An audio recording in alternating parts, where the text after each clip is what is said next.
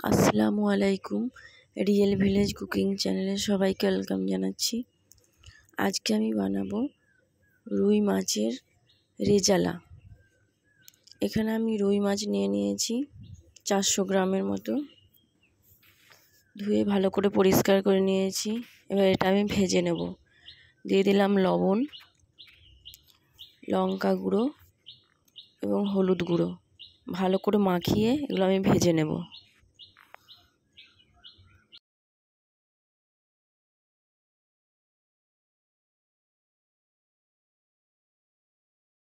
দিয়ে দিলাম সর্ষের তেল। এবার মাছগুলো একে একে দিয়ে দেবো। তেলটা গরম হয়ে গেছে।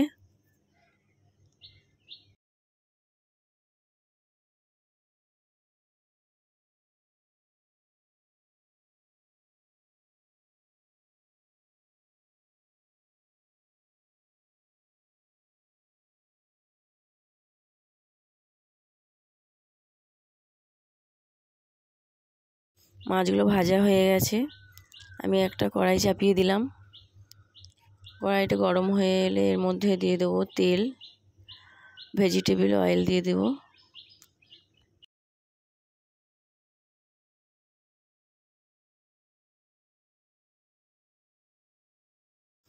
তেলটা গরম হয়ে আছে, এর মধ্যে আমি দিয়ে দিচ্ছি বড় এলাচ একটা, ছোট এলাচ 3টে, দারুচিনি, গোল লবঙ্গ আমি দিয়ে দিলাম। আমি আঁচটা লো ফ্লেমে রেখেছি। দিয়ে দিচ্ছি 4টে গোটা শুকনো লঙ্কা, একটা তেজপাতা। আমি একটু নাড়াচাড়া করে নিচ্ছি।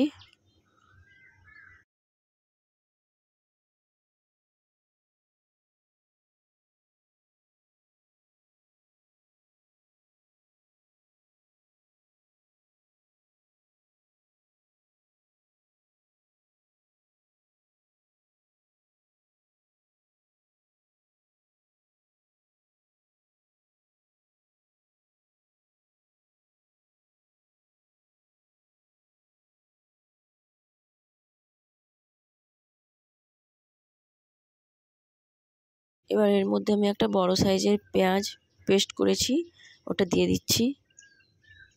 দিয়ে একটু নাড়াচাড়া করে নিচ্ছি।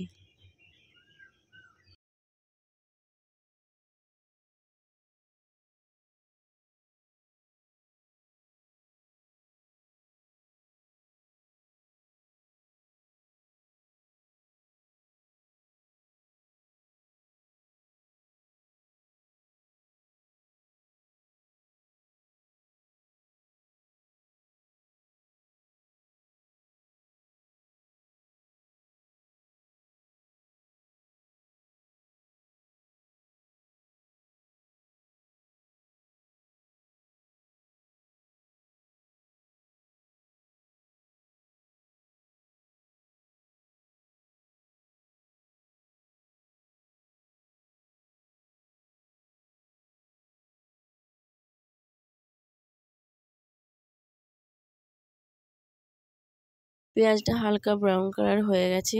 এবার এর মধ্যে দিয়ে দেবো 1 চামচ পরিমাণে আদা রসুন বাটা। এটা দিয়ে দেবো। দিয়ে আমি একটু নেড়ে দিচ্ছি।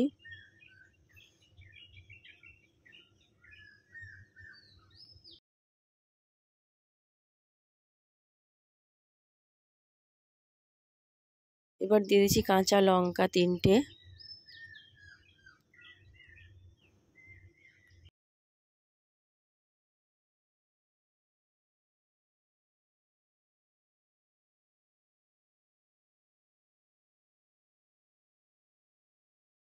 আমি এখানে কাজু বাদাম 10টা এবং চারমগজ বেটে রেখেছি, ওটা দিয়ে দেবো।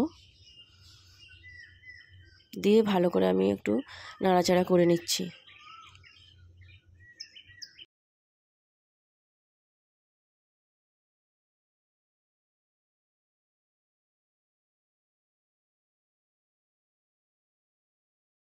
এখানে কাশ্মীরি রেড চিলি পাউডার দেবো 1 চামচ।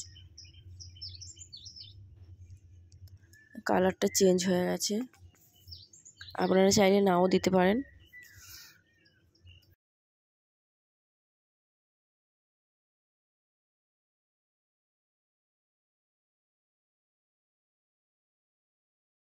এখানে আমি 2 চামচ পরিমাণে দই আমি ভালো করে ফেটিয়ে রেখেছিলাম, সেটা দিয়ে দিচ্ছি।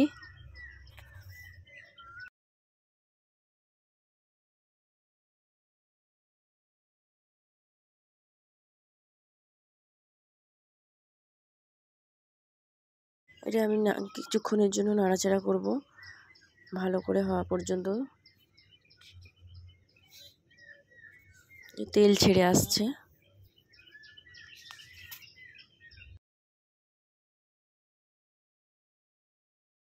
এবার এর মধ্যে দিয়ে দেবো আমি জল।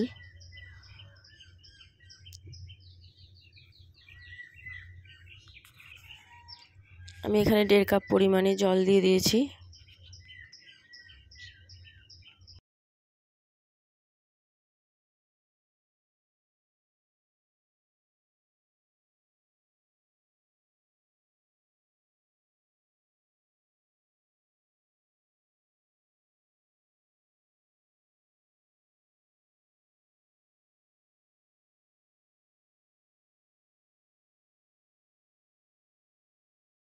এটা ফুটে গেছে। এবার এর মধ্যে আমি লবণ দিয়ে দেবো।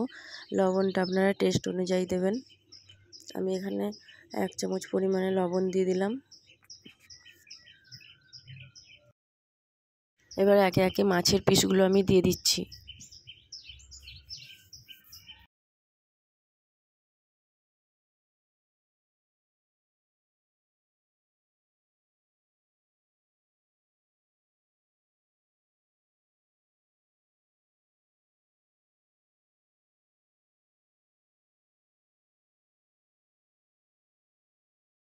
এটা হওয়ার পর কিছুক্ষণ আমি উল্টে দেবো মাছের পিসগুলো।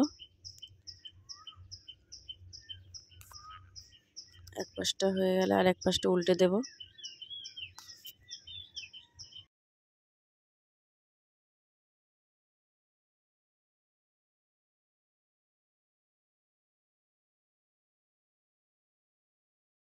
আপনারা এইভাবে বাড়িতে ট্রাই করবেন, খুবই ভালো লাগবে এই রেসিপিটা। গরম ভাতের সঙ্গে খুবই টেস্ট লাগবে।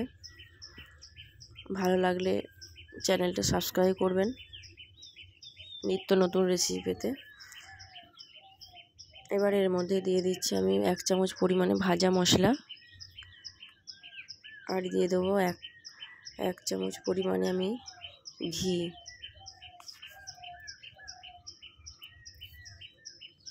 এটা রান্নাটা আমার হয়ে গেছে।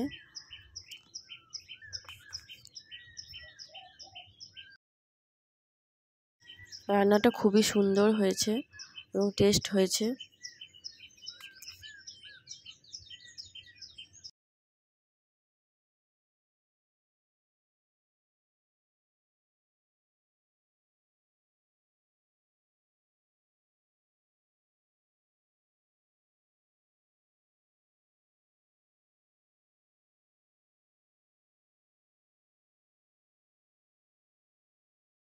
উপর থেকে আমি কিছুটা পরিমাণে ধনেপাতা এবং একটু কারি পাতা ছড়িয়ে দিলাম। আপনারা চাইলে এটা স্কিপ করতে পারেন।